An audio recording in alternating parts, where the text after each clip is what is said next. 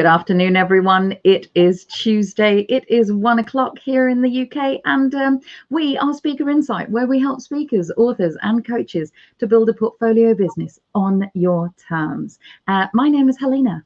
And I'm Kelly.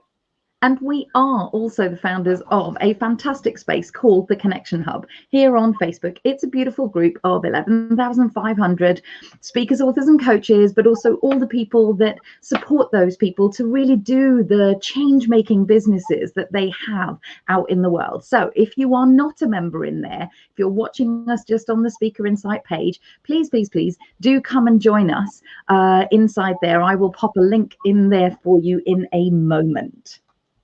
And so every Tuesday at 1 o'clock, we go live and we do trainings on things that you've asked for, things that we see up and coming that we want to tell you about as an industry experts in this space. And we love to have to know who's watching. We like to see all those numbers at the top left-hand corner. We like to know who your names are, your faces are. So whether you're watching this on live, watching this on the page, in the group, wherever you are, give us a wave in the comments and even tell us where you're watching from, what part of the world you're watching from, because as our audience expands, we get more and more global. And normally I'm very jealous of people dialing in from a hot beach, but it's actually really sunny in the UK today. So I'm actually not jealous of anybody else, and I just can't wait to get in the sun. So happy sunny Tuesday to you, Sue, too. Lovely to see you. So yeah, if you're watching this on the replay, always put #replay. Ask questions throughout. It doesn't matter if it's live or on the replay. We always monitor our comments, and we love to help you whatever stage of the journey you're watching this.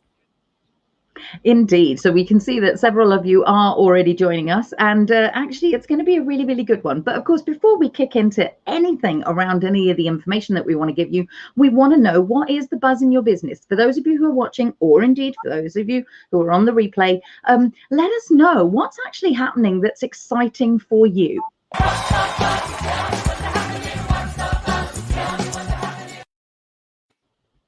So as always, we'll kick you off with our buzz. We want to hear about yours. So whoever's watching, put it in the comments.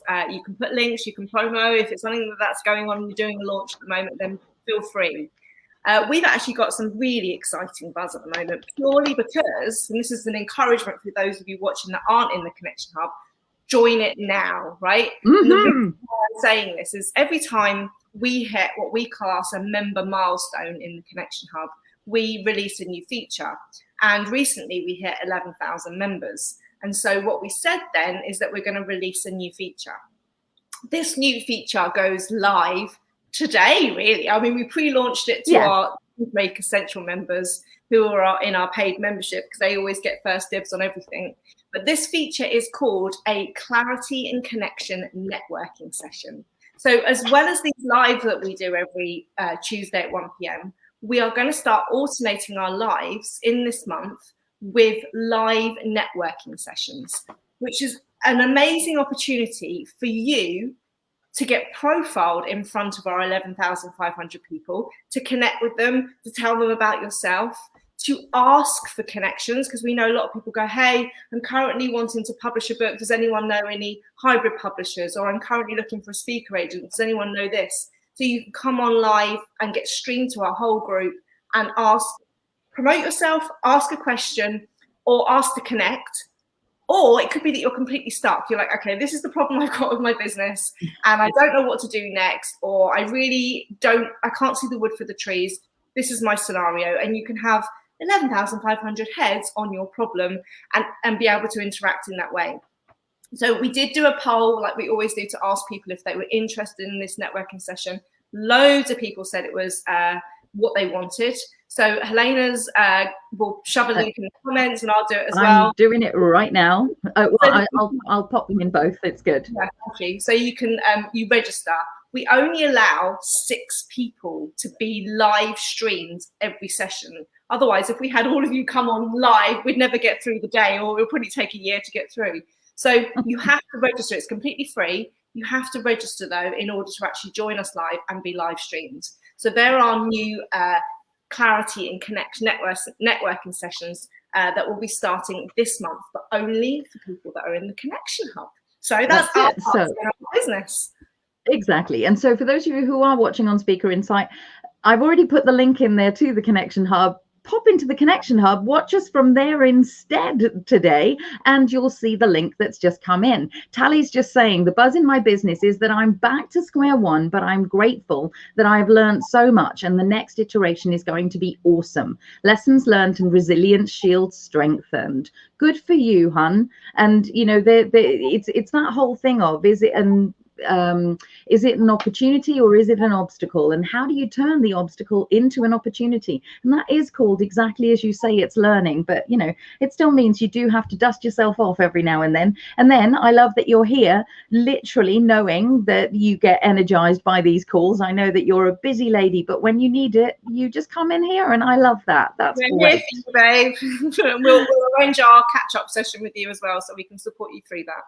Yeah, for sure. So here's the thing. Today, we are talking all about how to successfully manage projects and tasks, everything to do with projects and project management, you know, all of those day-to-day things that you need to do, as well as the big kind of quarterly goals that you've got. They need to be broken down. They need to be captured somewhere. So please remember to ask your questions, and you know, really watch it on, if you're watching on the replay, there will probably still be things that you go, oh, hang on, I don't know how to do that. We love those questions, and particularly questions around this stuff, because we are all about putting the foundations in your business. And so part of that is how you're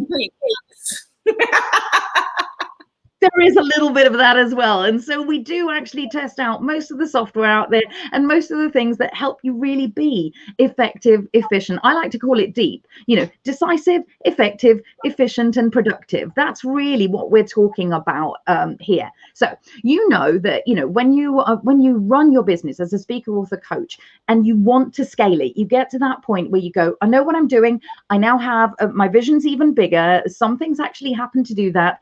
It's impossible to hold absolutely everything that you need to do in your head. It's just impossible. You know, you can't expect it of yourself, and actually it's not fair to your business if you do that. So especially when you get a little bit older and you know, your brain or your memory starts to go, and so, you know, sort of, yeah, so we won't say any more about that, but you get where we're coming from. Now, here's the thing. When you actually have a team, so part of scaling is also having a team. So when you start to outsource in some way, and you're increasing the complexity, and you need to actively give away, you know, it's that delegation, not abdication. So delegation implies that you need to still have a way to check that all the tasks are being done, and you need visibility on the progress that's being made. So the main focus of this training really is to help you choose how you do that. What task and project management software might be the best for you and your team, or indeed your upcoming or oncoming team, if you are just going,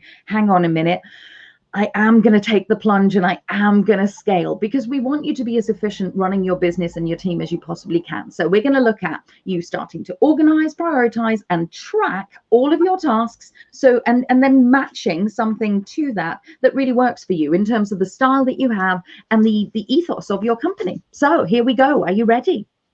Well, what we want to do is that ball of confusion, or that ball of tasks that you're holding in your head, we're going to start to untangle it and start to get it organized and prioritized, as Elena said. And one of the things that we're going to go through today is some of the things to help you get organized, but then we're going to say, this is ways to be strategic around your task management and as an activity. And then we're going to match that to what you can use as software in order to do those priorities and look at that stuff. So there's a few elements to help you just get organized generally, even if you are using project management software yourself. And actually, I'm really interested, if anybody is using any project management or task software, then please just tell us what you're currently using in the link in the comments below, whether this is live or catch up, because I'm just really interested in what you use. And especially because we are geeky. And if you're using something that we don't know about, we obviously are going to go and have a look at that too, right? Yeah, we've used most of them, tested most of them with different clients and with our own businesses. So yeah, we'd love to know. So tell us in the comments. So let's start with the first one. So when you've got a ball of activities and tasks in your head and you're not quite sure how to start getting organized with them, the first thing we would say for you to do is to start categorizing them as projects, right? So if I explain to you how we run the company that we run together here, Speaker Insight, our project management system for that is Asana. so asana.com. And so within Asana, and you can do this with most of the software that we're going to give you a download at the end of this to look at, most of them will allow you to create boards or projects or categories. And so we have a project for every product that we have created or we are creating, okay? So the reason why we do that is because when you have a project that you're creating, so say, for example, a project could be like we've just done, our clarity and connection sessions. That is a project within itself, right?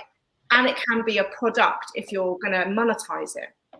When we were creating that over the summer period, that had a board of itself. And that's great because there are lots of things that need to be created. You might be creating an online course at the moment or writing a book.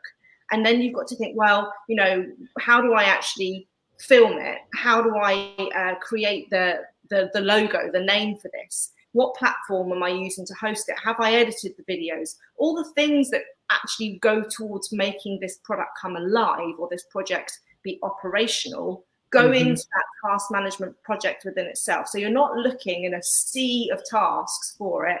You look for the project and you look for what is there listed as outstanding.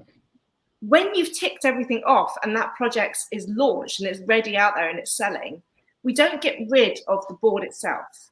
Because what happens then is that project becomes a maintenance project. You might have in there a task for every 6 months or every year to go and update the testimonials, to refresh them, because you would have had more reviews in that time. You might have a timeline in there to actually go and review the pricing. Is it in line with your general pricing increasing of that year, how everything, our budgets have increased anyway, or basically is it so in demand that we want to review it and actually put it up even more to increase that sort of exclusivity offer. So think about what are things that need to make a project come to life, and then once it's running and operational, what are maintenance things that can go in there with like an annual task or a 6-monthly timeline to review. That's the first thing we do. We actually organize every product has a project in our board. Then we actually start to have boards and projects around how to run a business. So the categories of running a business, which is finance, team, ops, sales and marketing. There are 5 main areas that we talk about when we're talking about managing a business. So within our finance, there are tasks there that we might need to be doing our VAT return, or we might need to be, whatever it might be, we need to go and resync our Stripe account or something. My favorite, reconciling Xero. That's an ongoing, recurring one. The geek in me actually finds it really therapeutic with that. Well, let's not go down there because I think you need therapy for that. But I'm not sure, it's a little meditation. It is a meditation. So in that respect, you'll have tasks around your finance. Then secondly, within team, this will include, you might be scaling and you might have a board that you share with your VA, for example, and therefore he or she then has access to that. And it's what you need to do. Helena has a meeting every Friday with our VA and like what needs to be gone on that week, catch up to have a call. So you might have an agenda in there. I know that Jo Brianti is listening because she's typing in the comments there, all of the list of project management systems that she uses, because she's the person that manages our back end with our CRM systems and does all of our metrics. So Jo has her own board within our operations of our CRM system. So we can talk within there. So there are team members that you might have boards for, but you also might have a board for your partners. So we have 12 partners that we work with, and they're all like, we have partner meetings quarterly and monthly, and there's projects within them. So therefore there might be boards within there. So team can be slightly different.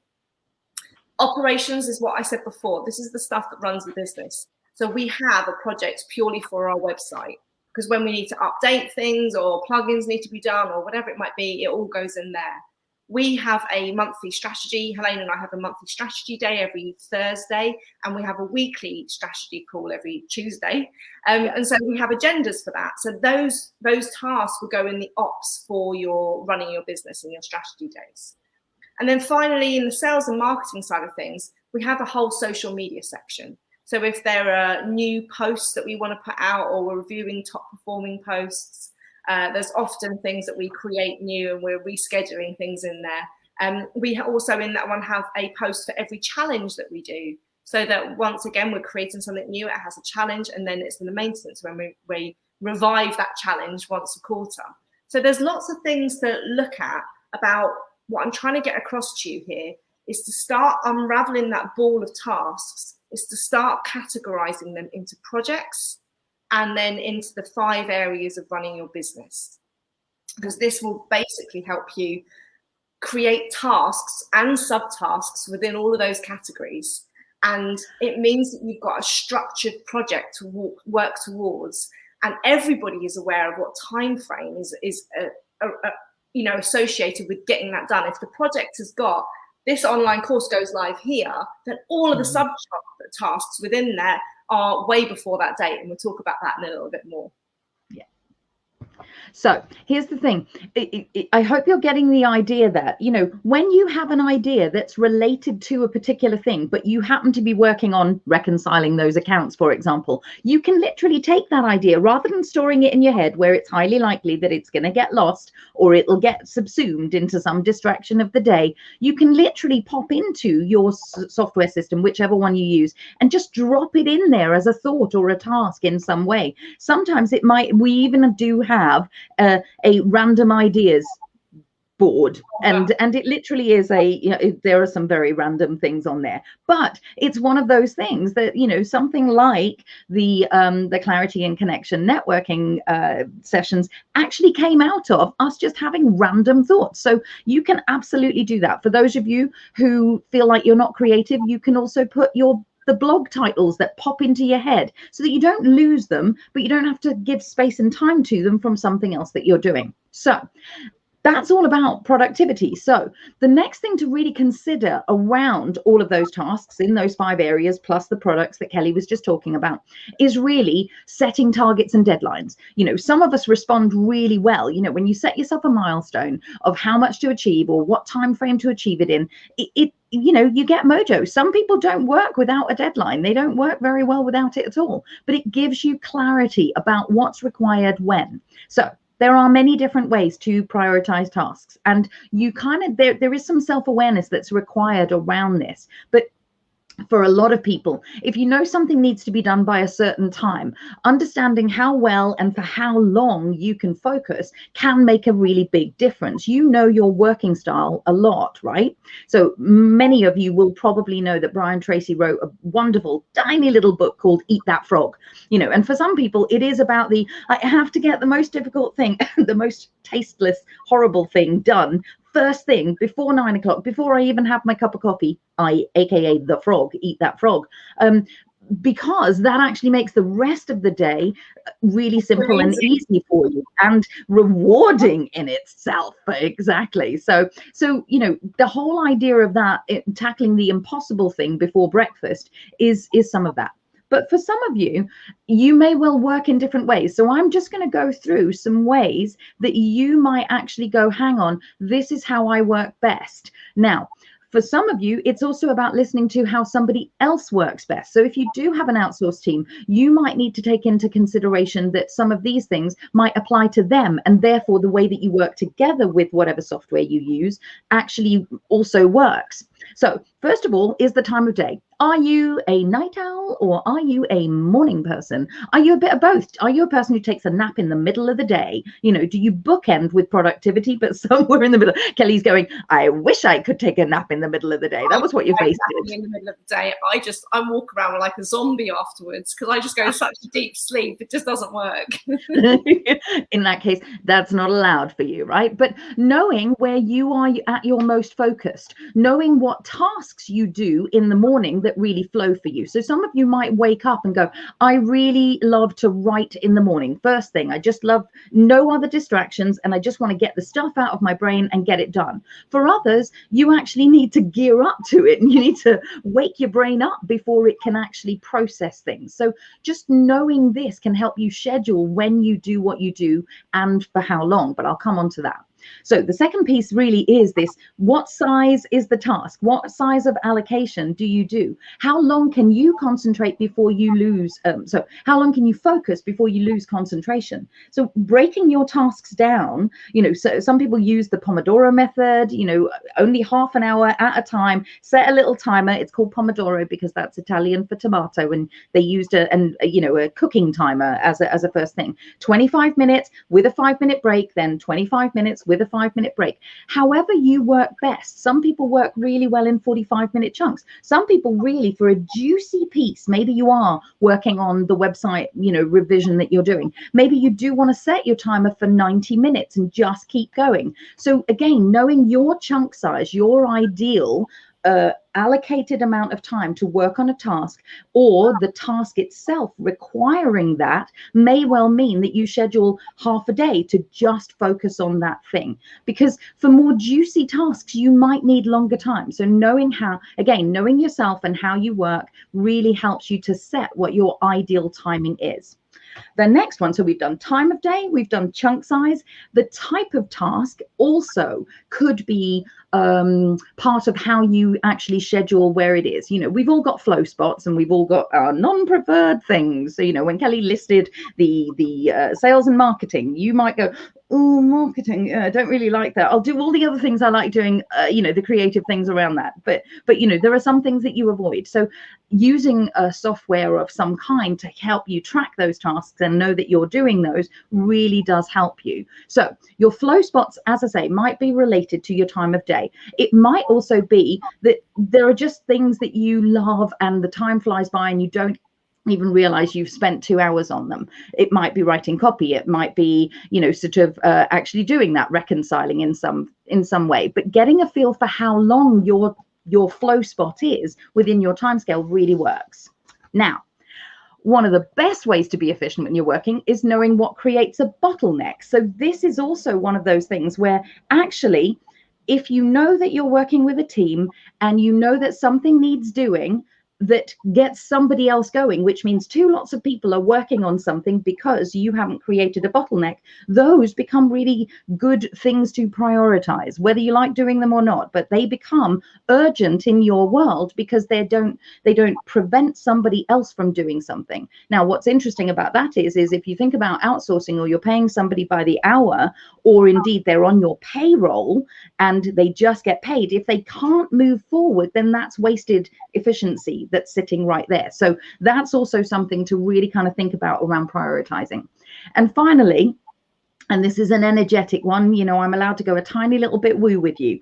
If you've promised something, yes, I'll send you that by the end of the day, and you don't do it, there's going to be a little part of you that goes, hello, you need to send the thing. Hello, you need to send the thing. Hello, you need to send the thing. And that can actually be so distracting from the other tasks that you're choosing to do, that capturing it somewhere and actively putting a date in for when you promised it means that you get that energy back, because there isn't a part of you going, hello, you need to do that thing. And it's like a ranting, well, I was going to say teenager, but it's probably more like a 2-year-old going, hello, we promised we'd do a thing. And that can absolutely kind of railroad you a little bit, because your focus isn't entirely on the thing that you've decided that you are doing instead of keeping that promise. So having everything to hand, so this comes full circle back to what Kelly was just saying, having everything to hand in one project, knowing that you are just focused on that project, that might be the thing that's scheduled in your day for the next 90 minutes.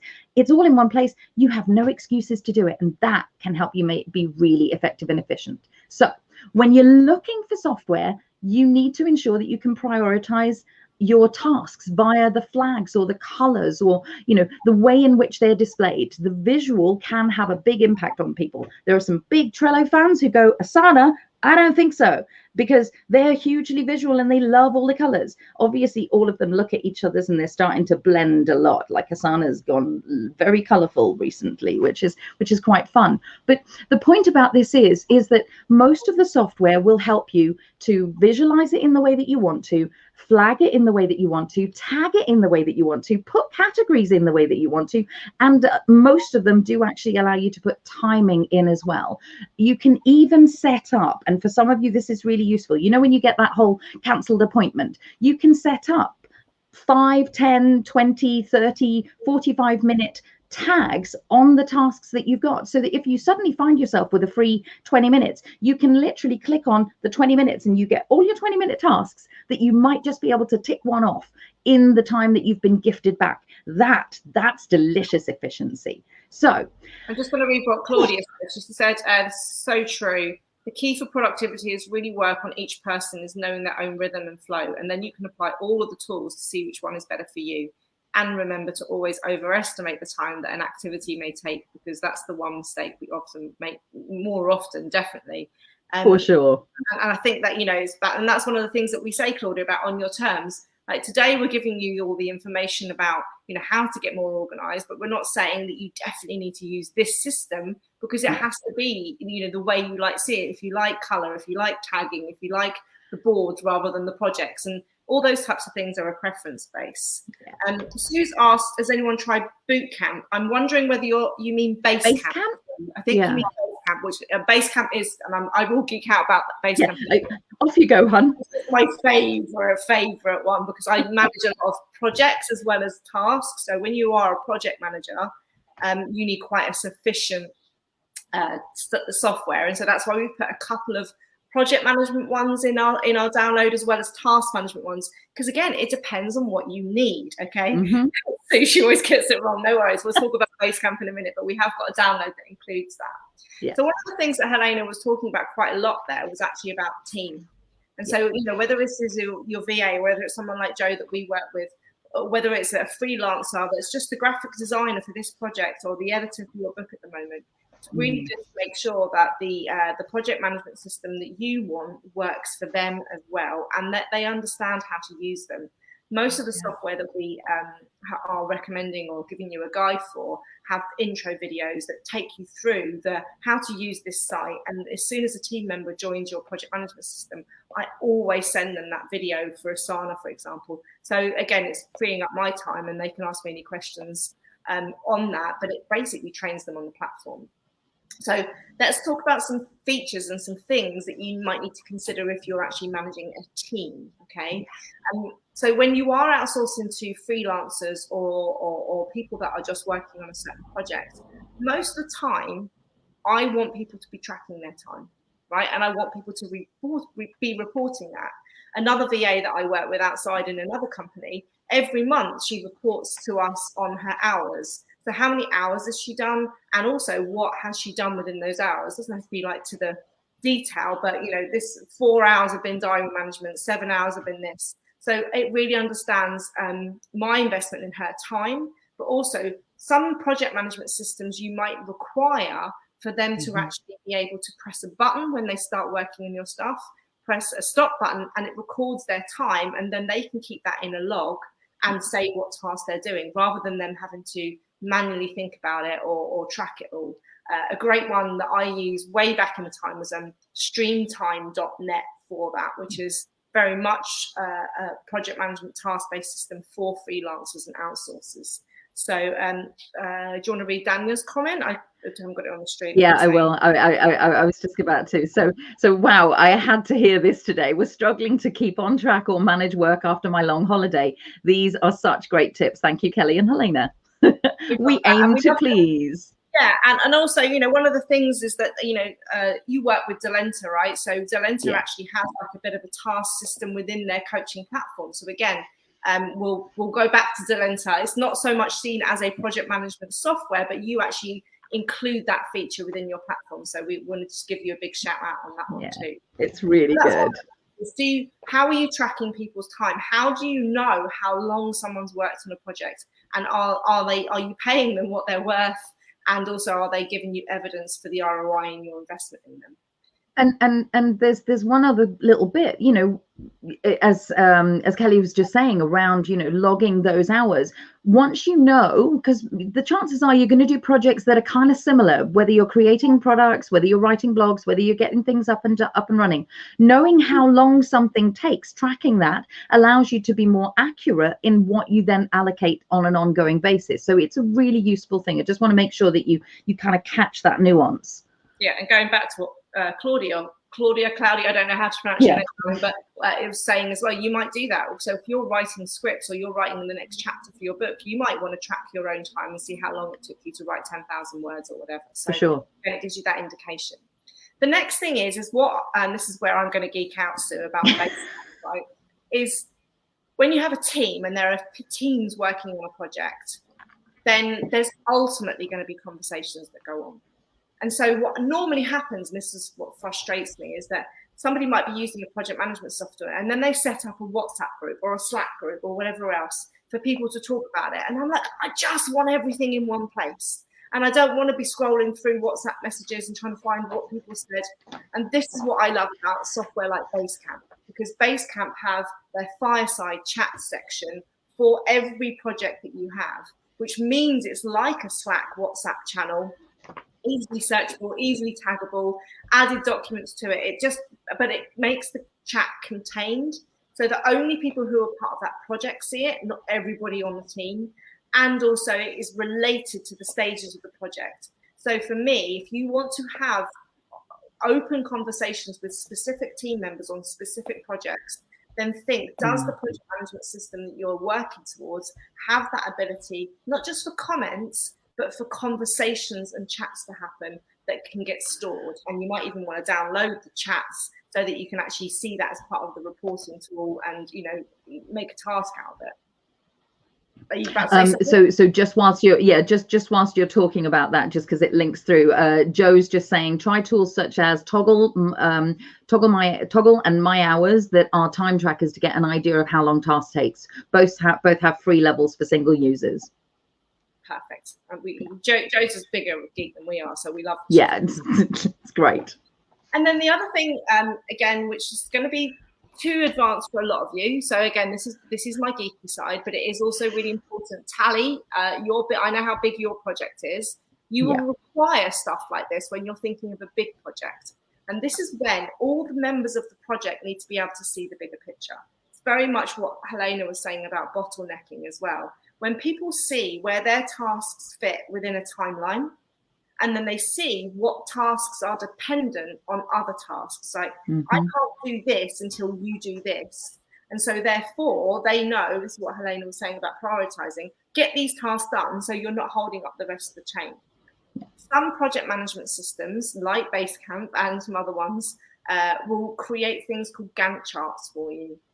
And Gantt charts are a beautiful, I know spreadsheets turn me on, but a beautiful illustration of showing you a timeline of a project, when things need to be done, who's dependent. And then you can, even with some Gantt charts, say, if this person was a week late on their task, how will that then affect the whole of the project? That 1 week, might that put people back 4 weeks? And so you see the consequences of when people aren't doing stuff. And if you're managing a team and being able to have those Gantt charts, be able to report on stuff back to show that actually, hang on a minute, Joe Blogs here has got 4 red things this month. You haven't hit any of the things that you said. Flag, flag, flag. Is everything okay? You overwhelmed? Are you sick? What's going on? And so it allows you to project manage and team manage when you can see Gantt charts and you have that ability to report as well. But it also helps people understand where they fit, their sense of responsibility, how important their tasks are, so that you can see the bigger picture. Tally's just actually saying she's used, I don't know how to say that, ayoa.com. That had Gantt charts too. Here we go. There's our rabbit hole. Oh, by the way, hey, listen, when you're allocating your day, if you are prone to going down a rabbit hole at some point, allocate some time for just going down rabbit holes, because that also works, right? There's a bit of fun for us to be had a little bit later there, Kelly.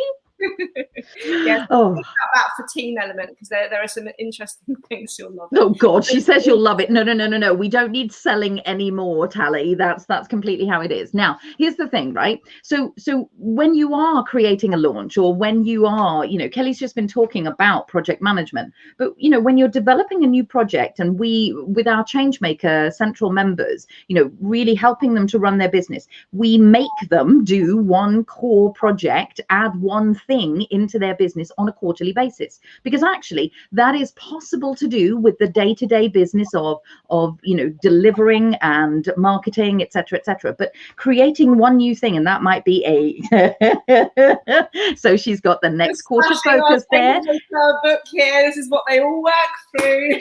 Which is really good. So that's actively, you either become the project manager for it, or you might have someone who that you hire to be a project manager if it's a big thing, or if it's something that you may not have as much experience of. Let's say you are doing a whole new website revamp and it's not in your skill set. You might actually want to take on a project manager that has more reference and recognition and expertise around that can manage the project rather than you managing the project. After all, you are the expert at what you're the expert at, and it might just be that you're better off continuing doing what you're doing and getting somebody else in to do it. So you want to do some cost benefit analysis around, is it you or is it someone else? Is it more cost effective and time effective to get somebody else in? Now, whatever happens, it's still your job to manage the people, the tasks, and the project as a whole. You are the person that actively is in charge, sort of like, God, I haven't done this one for a while. There's you and there's your business, and you serve the business and the business serves you, but you're still the person who manages and ensures that this entity called the business is actually up and running. So we want you to be in the position where you take ownership, and that's about the systems, it's about the reporting, it's about the communication that really is essential to the success, and it's about tracking on a regular basis. So that's why having your email and your calendar are really useful as part of the software that you use, whichever one you choose, however you like to choose it. Having those elements as part of it allow people to be notified of the deadlines or the outstanding tasks or the key milestones that have been set or reset in some way. And of course, it might just be, sort of like every project has to have a little bit of meetings. If you've got more than 2 people working on something, you still need to communicate about it so that you're not doing one person doing one thing, one person doing another. Kelly? I think it's important to say, I mean, with getting a team as well, and even yourself, having a new platform is always a habit. So we don't need to think about going on Facebook. Unfortunately, it's ingrained in most of our brains to scroll through the feed God knows how many times a day. But for someone to go and log on to another platform, until it becomes a habit, it will be really good for them to have email notifications set up that says, you have these 4 tasks due today, and this is due in a week's time, to remind them to go click straight into the platform, because then they're sort of training them that, oh yeah, I need to log in every day, but it's reminding them. And if you haven't got the calendar or the email notifications set up for that, it's quite hard to manage a team to get them. Most people I work with go in the habit system, but it's getting my team to use it is the problem. So it's actually part of the training that we're saying is your responsibility. When Mel very first started, and this is, you might want to kind of enable some of this. When Mel very first started, we actually spent an hour looking at Trello and looking at Asana and which one actually would work. Right? Mel is our VA. Sorry, I did, yes, referencing from earlier on. Because actually what we wanted to do was ensure that she understood every little part of how we work. So what tags actually go in there.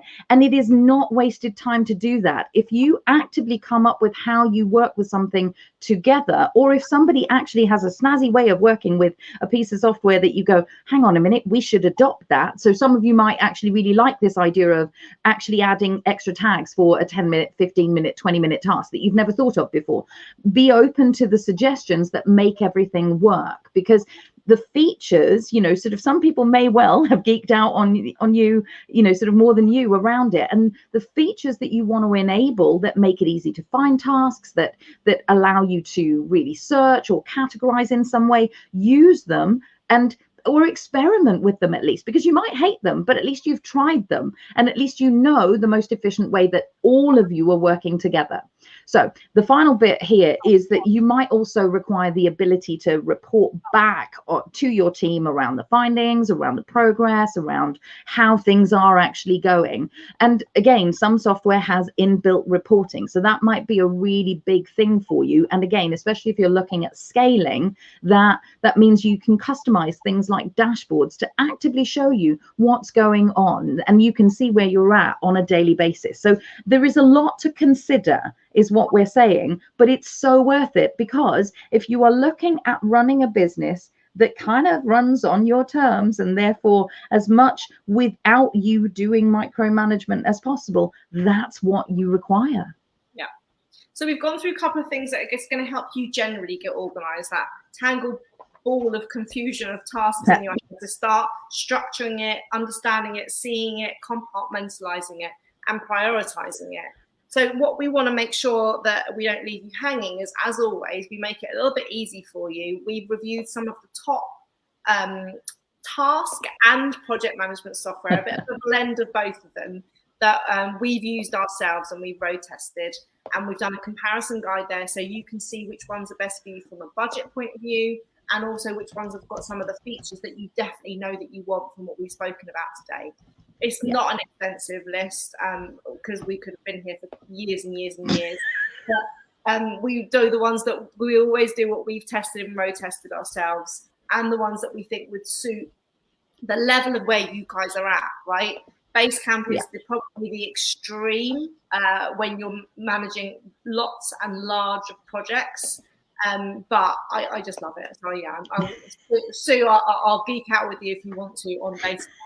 Download that comparison guide. It's a one-pager, really easy for you to see. All of the ones that we've recommended are all hyperlinked in there, so you just can click straight through to the sites and go and view them yourselves, go and look at their videos. It is often a user face preference of how your brain works, what your interests are, as well as the features that it offers. And sometimes, like, I can't stand Trello. She loves Trello, right? But it just doesn't work for me. So it's a preference thing. But what was interesting when we first started working together, like way back 3 whatever years ago, you know, sort of, it really was one of those, oh, you do that, I do this. Well, what are we doing here?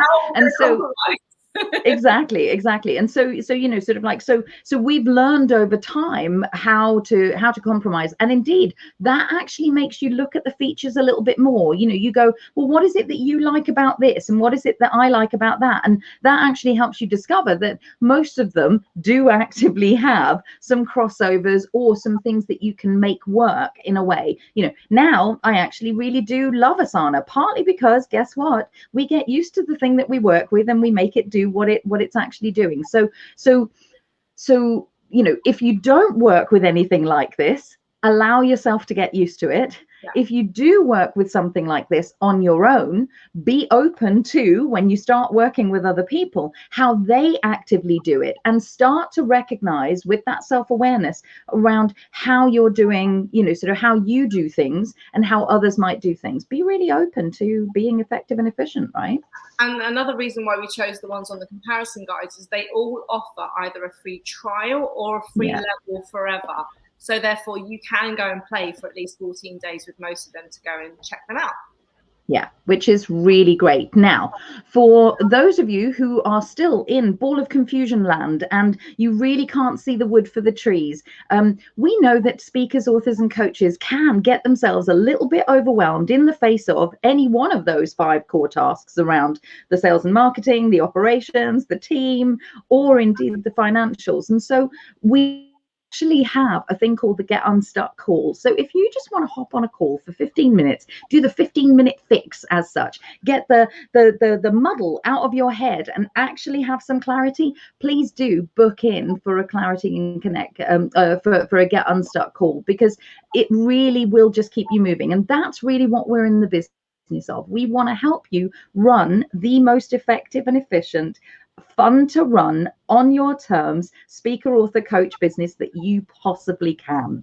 So with that in mind, we are going to love and leave you for this week. Do go and download the guide. Go and check it out. Let us know in here what you already use and why you love it. Yeah, exactly, because we really want to know. And we'll see you very, very soon. For those of you who are very excited about the networking, remember there are only 6 spaces. So, and I believe for the first one, you have gone already. So please do register.